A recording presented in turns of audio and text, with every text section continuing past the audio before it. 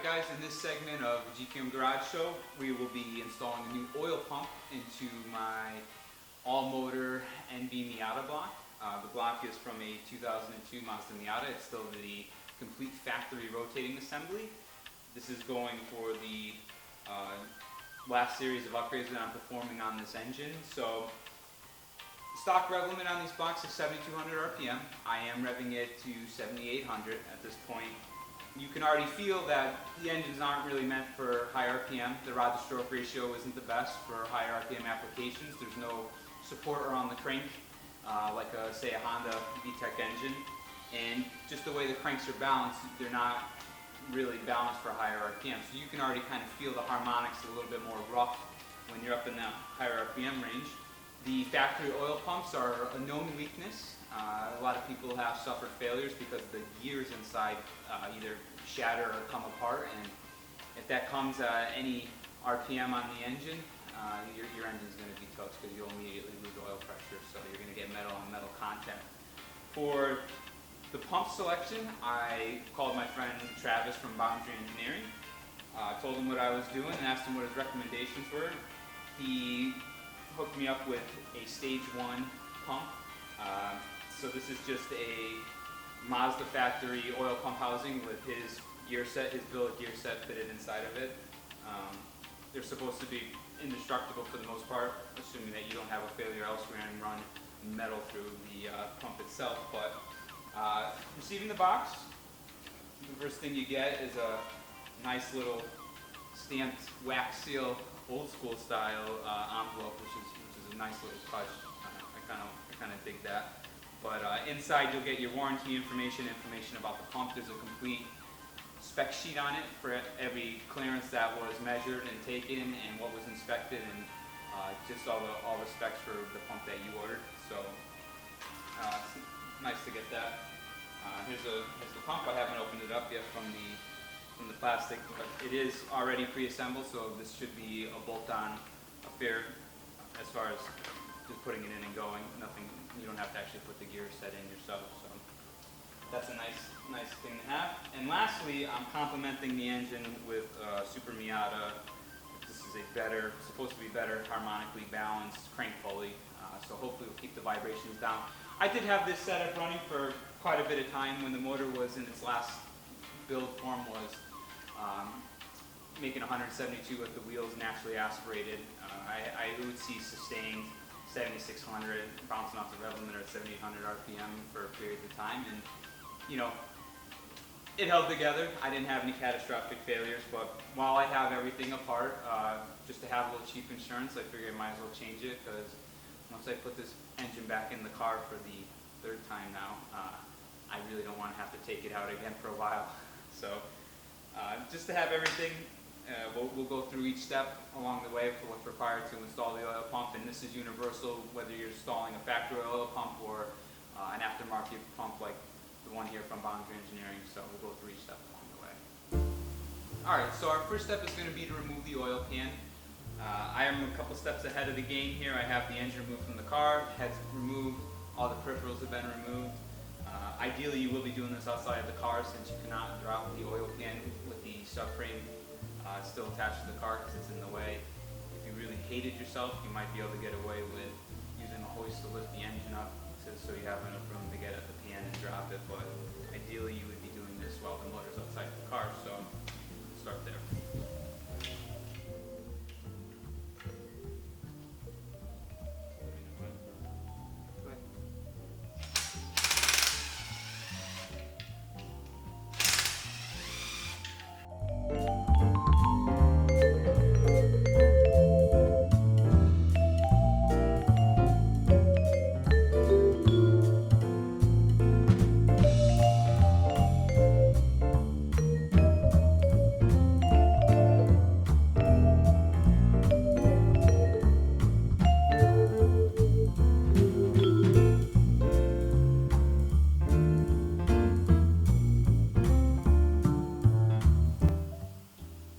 One thing to make note of when removing the windage tray, at least on the later Miatas, the bolt heads are inverted torque size E10. So I think the 1.6 engines may not use Torx. I think they're regular bolts if I remember correctly, but just to make notes so you have it when you go to take on this job.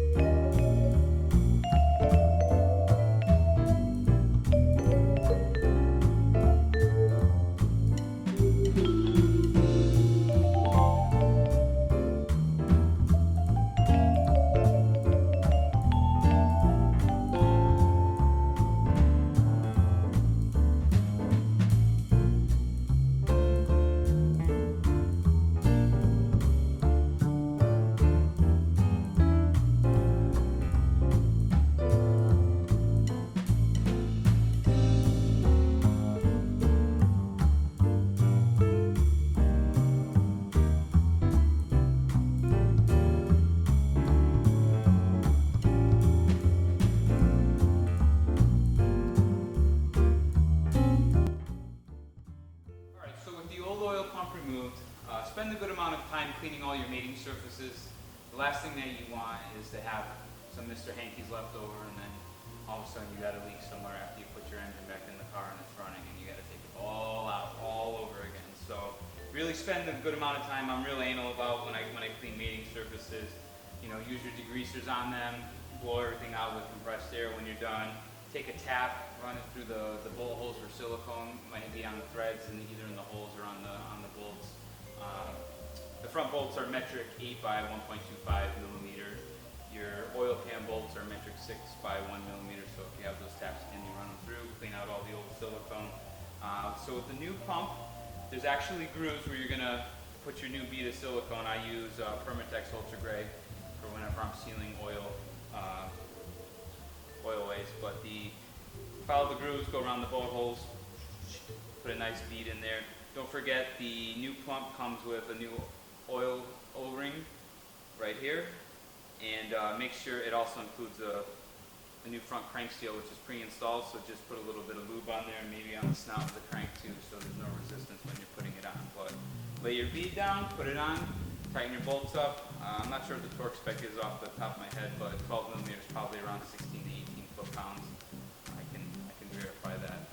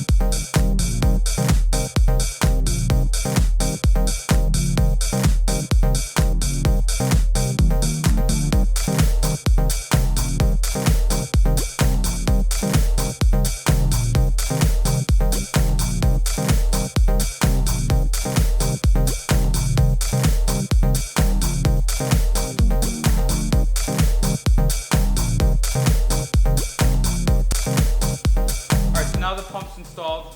The bolts are hand tight. I looked up the torque spec. It is 14 to 18 foot-pounds. We'll do it to 18 foot-pounds because we're extra rice here and this is a serious race car. So I'm going to start with the inner bolts and just kind of work my way out to distribute the load.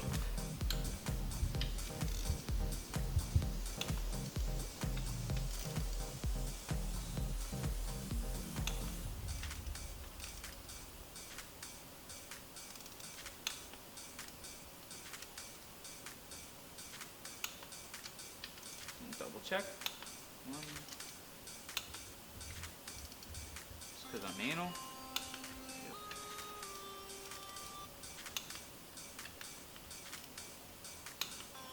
Alright, now the pump's installed. We just gotta clean our mating surfaces for the oil pan next. Same thing like I was saying, take your time, get all the grease off. Run a tap through the threads, get any old silicone out, and next step will be to reinstall the windage tray and the oil pump gaskets and re-silicone everything.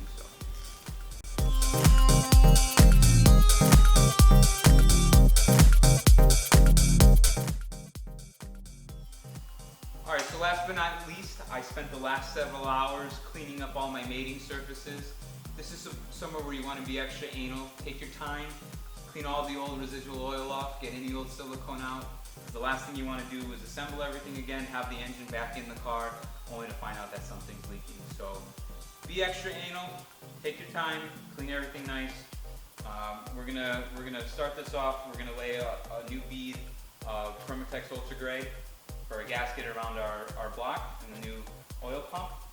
We'll place our new oil pan rubber seals on each end. On top of that's going to go the main bearing support plate or windage tray, whichever you prefer to call it. Once this is down and bolted in, it's going to attach to the main caps. We're going to tighten those to 15 foot-pounds. From there, you can attach your oil pickup pump. We'll do 8 foot-pounds on there with a little bit of Loctite on the bolts. Finally, we'll lay a bead of Permatex Ultra Gray around the oil pan. Put that on top. We'll do all our oil pan bolts to 8 foot-pounds as well. So let's get started.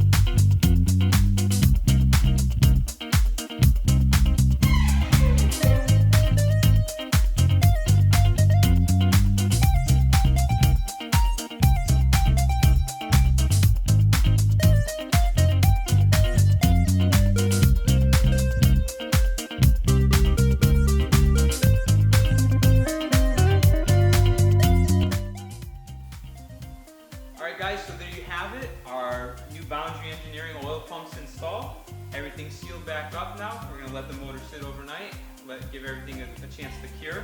Hope that we don't have any leaks once we start it up.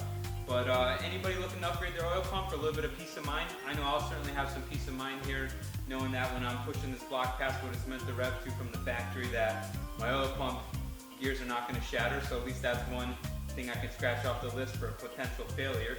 But check out boundaryengineering.com for all your oil pump needs. And anybody has any questions or comments, feel free to leave it in the section below. I'll do my best to answer it. And as always, thank you very much for watching.